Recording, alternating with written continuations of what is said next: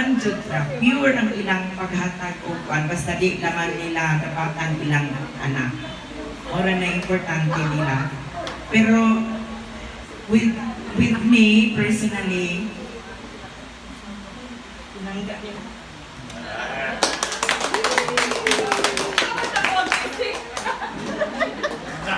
hindi ko ba na may emotional ko ba sa si Mama? I love her so much. Sinanduan ni Daddy, naka-feel ko love nilang duha.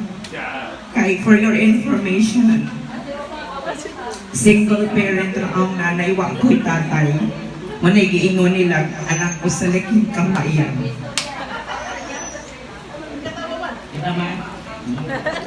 Nag-aw mama, di ko to nga di ko love sa mama sa oras na. It's because ang mama, single parent, business woman.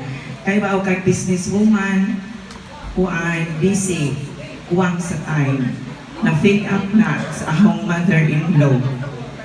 Pag anak ako, si mama tanan, kay no nila